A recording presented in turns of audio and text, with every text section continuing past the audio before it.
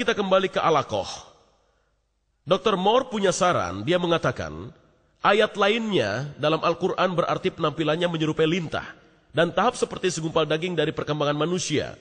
Dari definisi ini Dr. Moore mengusulkan ada 23-30 hari embrio yang berusia 23 hari, panjangnya 3 mm. Atau 8 dalam satuan inci. Saya tidak dapat melepaskan jari saya darinya tanpa menyentuhnya terlebih dahulu. Ini adalah tahap 10, terlihat di sampul dalam buku Moore. Ini awalnya, lihatlah, ini adalah sperma yang memasuki telur. Jadi ini adalah tahap 1. Menuju ke bawah ini ke tahap 6 pada minggu kedua. Dan ini adalah minggu ketiga. Dan ini adalah tahap 10 yang pertama. Dan ini hari ke-23. Dan ini adalah apa yang ingin dikatakan oleh Dr. Moore. Seperti lintah. Jika kita bisa melihat lebih jauh dan melihat pada sinar X, ini adalah hari ke-22 dan tulang belakang masih terbuka.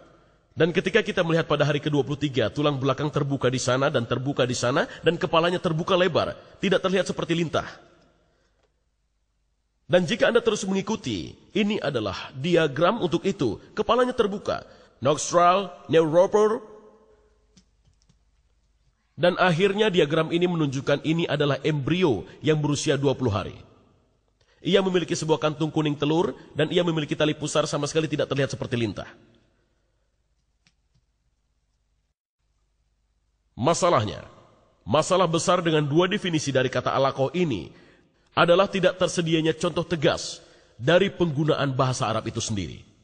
Berabad-abad sekitar Hijriyah, satu-satunya cara untuk membuktikan arti tersebut adalah dengan penggunaannya.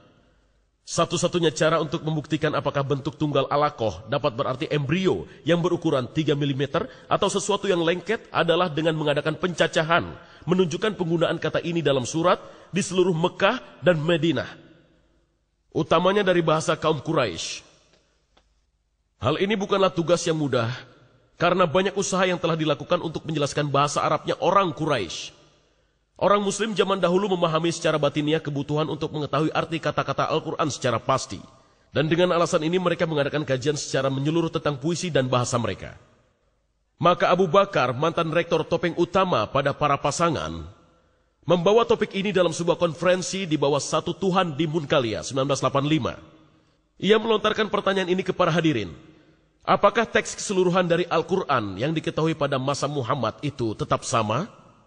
Dan jawabannya adalah puisi kuno menunjukkan ya. Kita hanya bisa menyimpulkan jika ayat-ayat yang membawa kenyamanan dan harapan bagi umat muslim selalu tetap, maka pernyataan ilmiah yang terkandung dalam ayat-ayat itu juga harus diterima sebagai tetap, kecuali bukti baru yang ditampilkan.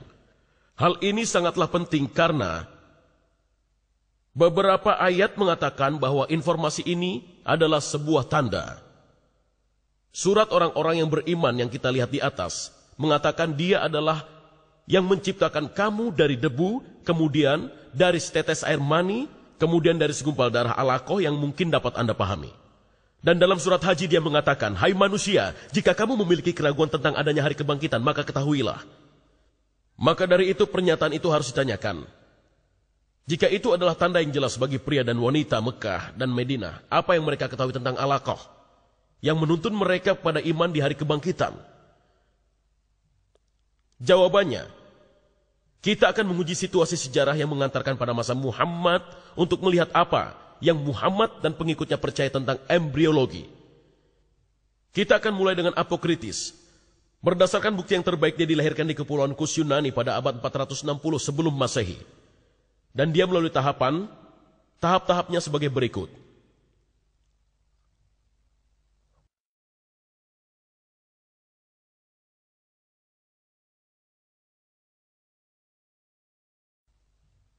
Air maninya datang dari hasil keseluruhan tubuh orang tua masing-masing. Air mani lemah berasal dari bagian lemah, dan air mani kuat berasal dari bagian kuat.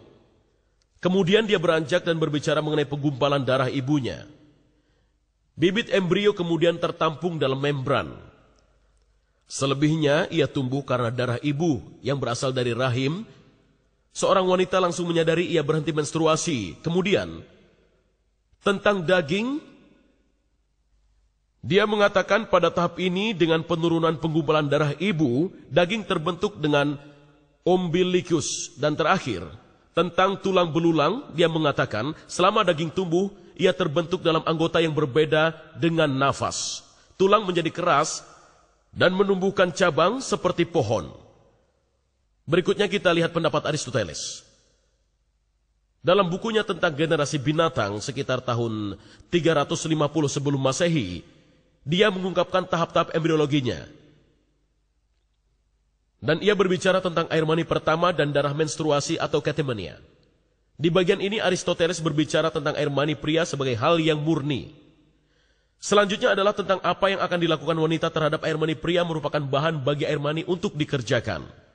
Dengan kata lain, air mani membekukan darah menstruasi. Kemudian ia beranjak ke daging, dia mengatakan alam membentuknya dari bahan yang murni yaitu daging. Dan dari sisa-sisanya membentuk tulang. Dan terakhir sekitar daging, sekitar tulang dan menempel padanya oleh kumpulan serat tipis, tumbuh bagian yang berdaging. Jelas-jelas Al-Quran telah menirunya. Air mani membeku dalam darah menstruasi yang membentuk daging, dan kemudian di dalam tulangnya tersebut tumbuh bagian berdaging. Berikutnya kita pikirkan obat-obatan India. Pendapat Syaraka di tahun 123 sebelum Masehi dan Susruta bahwa baik pria maupun wanita menghasilkan bibit. Pria mengeluarkan sukra atau air mani dan wanita mengeluarkan artafa, sanita, darah. Dan hal-hal itu berasal dari darah, lewat makanan, lewat darah. Dan di sini kita lihat bahwa di Mendicant India, mereka juga mempunyai gagasan bahwa anak berasal dari air mani dan darah. Sekarang mari kita lihat pendapat Galen. Galen lahir pada tahun 131 sebelum Masehi di Bergamum.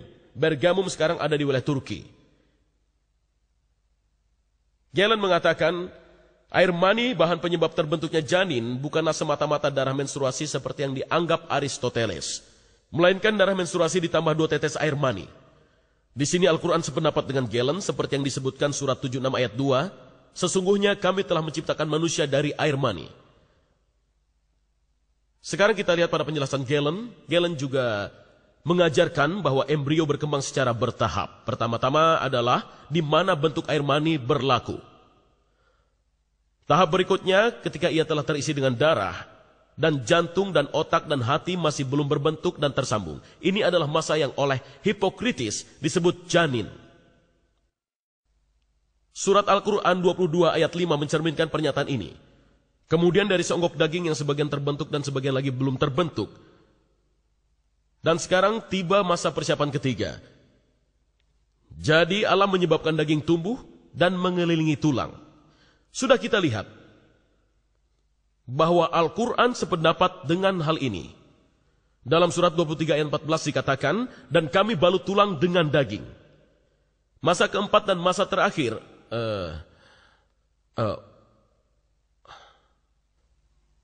masa keempat dan masa terakhir adalah tahap ketika semua bagian tubuh mulai berubah.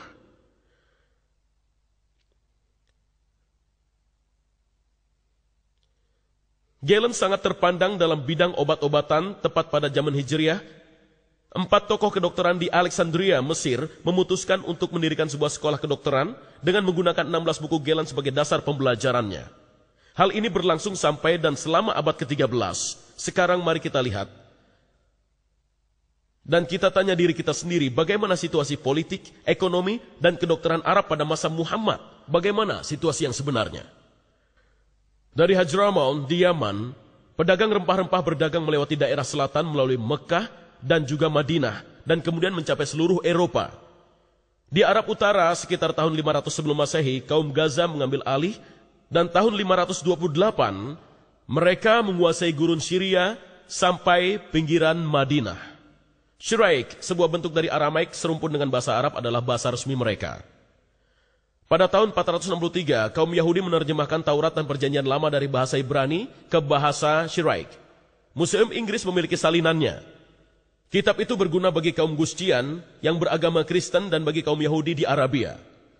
Selama masa ini Sirigus, Syria, dan Shini yang meninggal di Konstantinopel pada tahun 536 yang merupakan salah seorang penerjemah terdahulu,